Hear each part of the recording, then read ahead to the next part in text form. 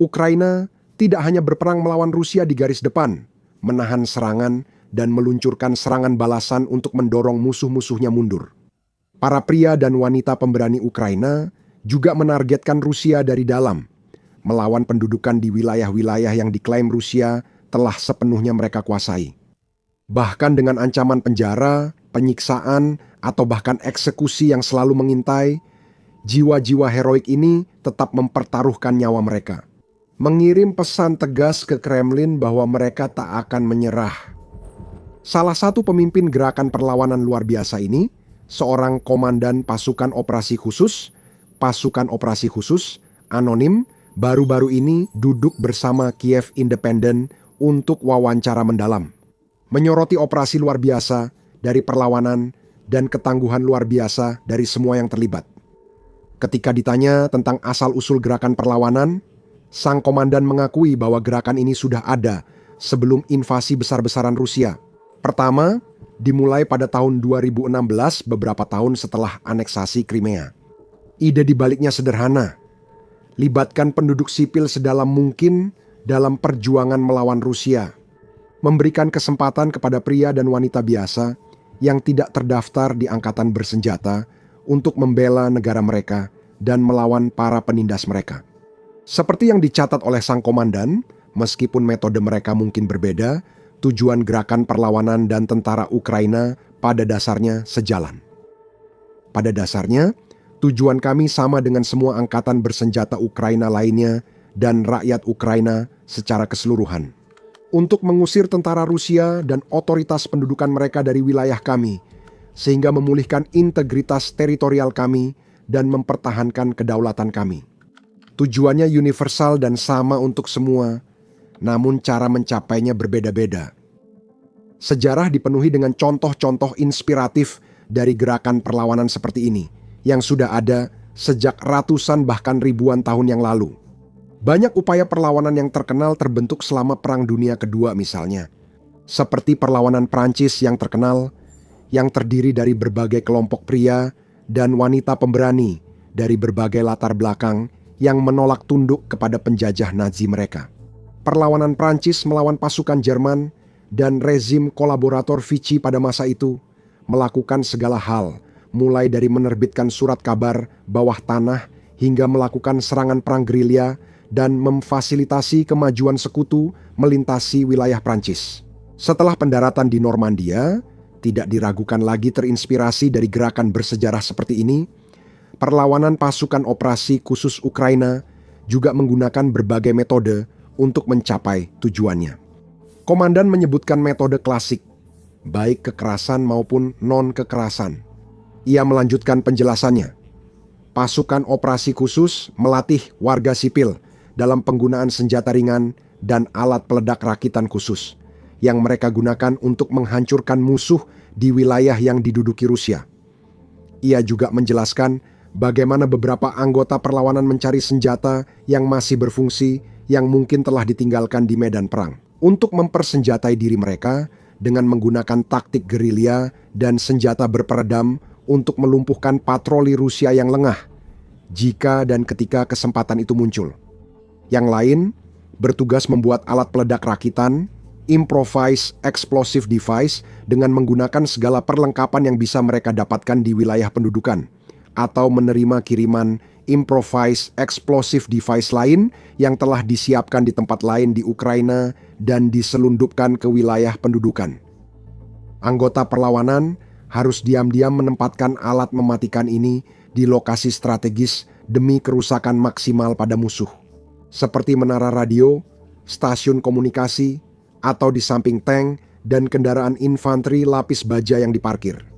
Untuk memberi mereka peluang terbaik agar tidak tertangkap, sang komandan menjelaskan bagaimana improvised explosive device tersebut disamarkan dengan cerdik. Kami menyamarkan mereka dengan segala cara yang mungkin untuk melindungi orang-orang kami semaksimal mungkin dan untuk menunda, bisa dibilang, momen ketika seseorang dapat mengaktifkan alat tertentu sehingga pada saat pengaktifan mereka berada sejauh mungkin dari objek yang mereka targetkan.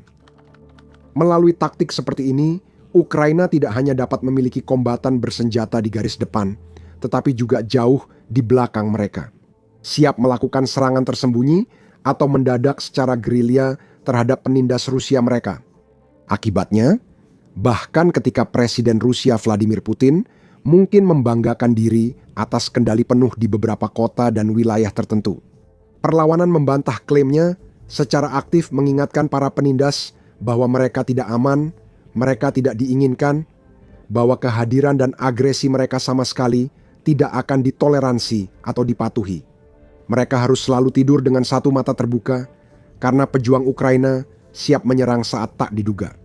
Namun, perlawanan tak selalu berupa kekerasan, sebagaimana dibuktikan gerakan-gerakan di masa lalu. Metode non-kekerasan terkadang bisa sama efektifnya, bahkan mungkin lebih efektif dalam melemahkan rezim yang menindas, jelas sang komandan. Kami juga banyak menggunakan cara non-kekerasan untuk memengaruhi dan menakut-nakuti militer Rusia, serta mengganggu upaya mereka.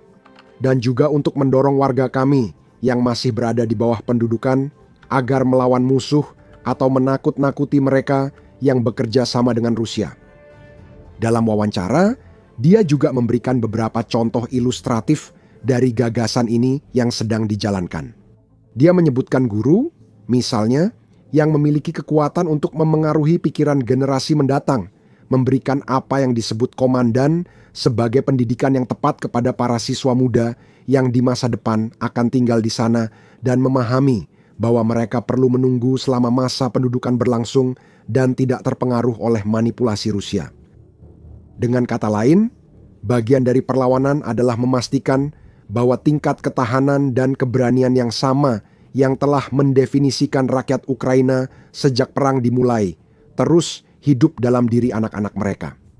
Hal ini harus memastikan bahwa apapun yang dilakukan Rusia, sekeras apapun upaya mereka, mereka tidak akan pernah bisa mematahkan semangat atau menaklukkan rakyat Ukraina. Jadi, sementara para penindas Rusia berusaha melarang buku dan mengendalikan kurikulum sekolah untuk menggambarkan diri mereka sebagai pahlawan dan pembebas, para guru Ukraina yang berani-berani menentang mereka dan mengajarkan kebenaran kepada murid-murid mereka. Pasukan operasi khusus bahkan membuat sebuah film pendek yang didedikasikan untuk para pendidik inspiratif ini dan anggota perlawanan lainnya, menggambarkan seorang guru sejarah di Luhansk yang diduduki yang mengorganisir sebuah kelompok belajar rahasia Ukraina dan bekerja sama dengan beberapa muridnya untuk melestarikan sastra Ukraina. Inilah yang membuat perlawanan begitu istimewa. Perlawanan ini terdiri dari orang-orang dari segala usia, profesi, dan latar belakang, semuanya disatukan oleh keinginan yang sama untuk berperan dan melakukan bagian mereka dalam membela negara mereka dengan cara apapun yang mereka bisa. Banyak dari mereka tidak punya keahlian atau pengalaman militer saat harus melawan pasukan pendudukan tanpa mempertaruhkan nyawa mereka dalam bahaya besar. Jadi mereka harus dilatih. Ini adalah tugas yang sangat berbahaya. Namun, seperti yang dijelaskan oleh sang komandan, beberapa orang yang terlibat dalam perlawanan sempat dilatih sebelum invasi besar-besaran dimulai. Mereka tahu apa yang harus dilakukan saat pasukan Rusia melintasi perbatasan. Kini, mereka memakai keterampilan yang diperoleh sebelum invasi untuk menjalankan tugas. Pasukan operasi khusus juga melatih sebanyak mungkin orang yang bersedia pada tahap awal perang. Pada saat itu, masih memungkinkan meskipun cukup berbahaya bagi orang Ukraina untuk bepergian bolak-balik melintasi garis depan. Orang-orang ini selalu berisiko dihentikan, diperiksa, dan diinterogasi oleh tentara Rusia yang menduduki. Mereka perlu diberikan cerita penutup yang jelas dan alasan mengapa harus bepergian serta tujuannya. Seiring berjalannya perang, pelatihan gerakan perlawanan secara langsung menjadi jauh kurang memungkinkan. Tetapi hal itu tidak menghentikan pasukan operasi khusus untuk menerima dan mendidik anggota baru, seperti yang dijelaskan oleh sang komandan. Orang-orang yang kami temukan atau yang menemukan kami dan mau bekerja sama, kami latih secara jarak jauh. Orang-orang Ukraina yang tinggal di wilayah-wilayah ini, seperti banyak orang sebelum mereka, yang tanahnya telah dirampas secara paksa oleh para penindas dan penjajah, tidak perlu melakukan tindakan seperti ini. Mereka bisa memilih opsi yang jauh lebih mudah dan aman dengan mematuhi harapan dan tuntutan para penindas mereka. menjalani hidup yang tenang dan sederhana, berusaha mencari kenyamanan dimanapun mereka bisa, dan berharap semuanya akan menjadi lebih baik. Itu akan menjadi pilihan yang jauh lebih mudah dan jauh lebih aman, terutama dalam perang seperti ini, yang telah menyaksikan begitu banyak kejahatan perang yang terdokumentasi dan hukuman yang begitu mengerikan. Bagi mereka yang menunjukkan tanda-tanda sekecil apapun, mendukung Ukraina atau melawan rezim Rusia yang menindas. Pria yang menunjukkan sedikit saja tanda perlawanan misalnya bisa dipenjara, disiksa, atau bahkan dipaksa untuk dimobilisasi. Dipaksa bergabung dengan pasukan Rusia dan melawan warga negaranya, atau dieksekusi jika menolak.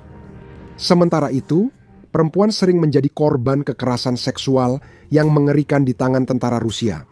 Banyak laporan pemerkosaan digunakan sebagai senjata perang untuk menakuti warga sipil tanpa hukuman bagi tentara pelaku.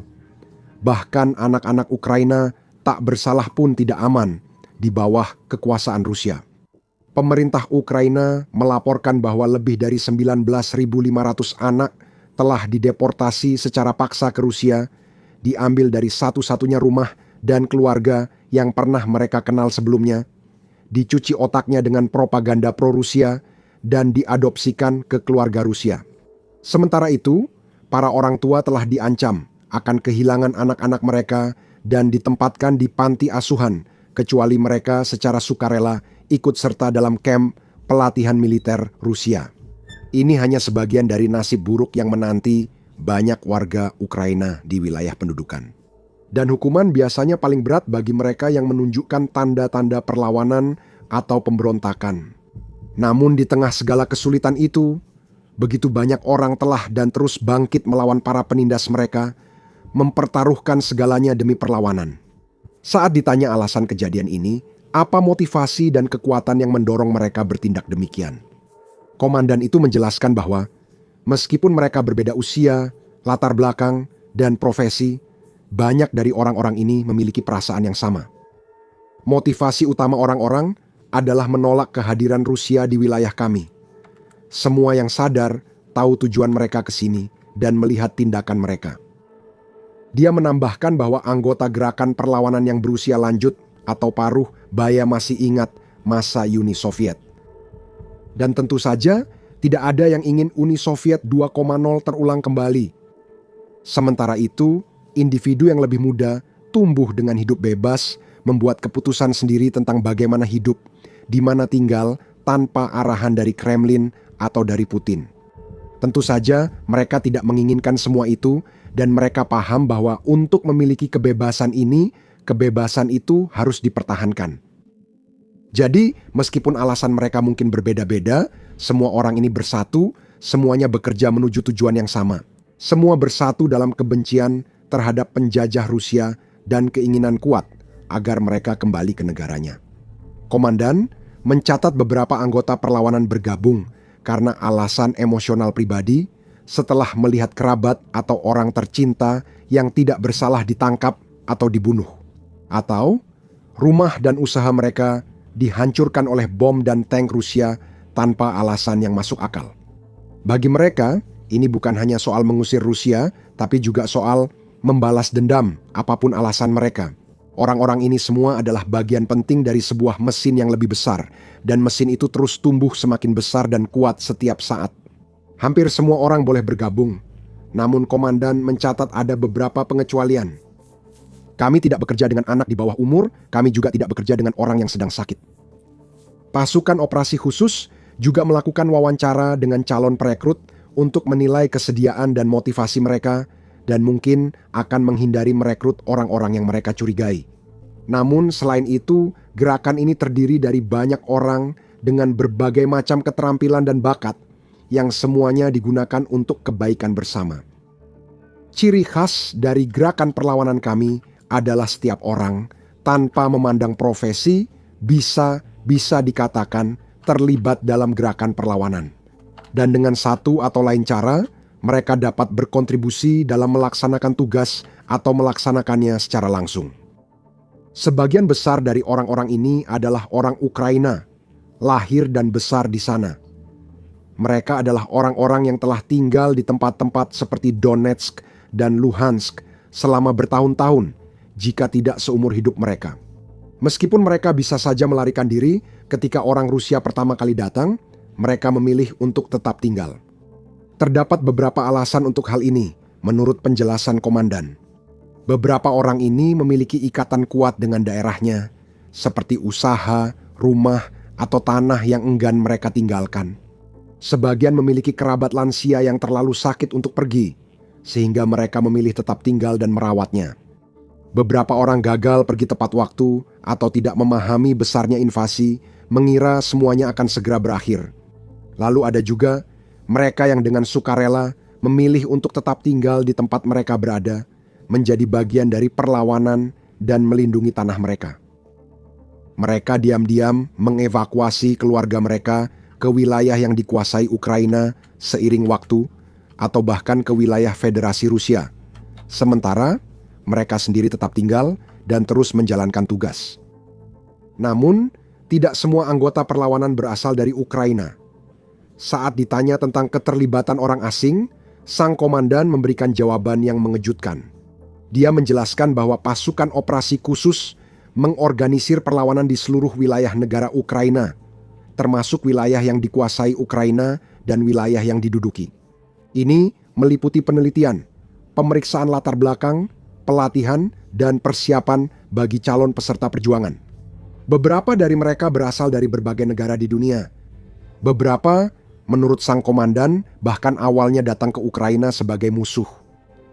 Beberapa orang datang untuk bertempur karena terpengaruh propaganda Federasi Rusia. Setelah tiba di sana, mereka baru menyadari situasi sebenarnya. Mereka lalu menghubungi kami, menyatakan siap menjalankan tugas demi kami, karena telah menyadari siapa yang benar dalam perang ini. Yang lain meninggalkan tanah air dan pergi ke Ukraina hanya untuk bertempur demi Kiev. Dan pasukan operasi khusus secara rutin menerima permintaan dari orang-orang di negara lain yang menawarkan bantuan dengan cara apapun yang mereka bisa. Komandan mencatat bahwa tawaran bantuan bisa datang dari tempat sejauh Selandia Baru. Baru-baru ini kami mengalami kasus di mana orang-orang menghubungi kami dan berkata, "Beritahu kami bagaimana kami bisa membantu, saya siap membantu. Saya ingin berada di pihak yang benar dalam sejarah selama periode ini." Tentu saja, tidak semua orang ini benar-benar bisa berkontribusi secara berarti tanpa hadir secara fisik di wilayah pendudukan. Namun, pasukan operasi khusus menghargai semua tawaran dukungan dan berusaha untuk tetap berhubungan dengan mereka yang siap membantu. Ada beberapa kasus di mana militer negara lain menghubungi pasukan operasi khusus meminta untuk mempelajari bagaimana operasi perlawanan mereka dijalankan, agar mereka bisa mengorganisir hal serupa jika negaranya mengalami penindasan atau pendudukan. Kami memiliki mitra tidak hanya dari barat, seperti yang biasanya kita pikirkan, tetapi juga dari timur yang ingin menerapkan pengalaman kami di negara mereka sendiri.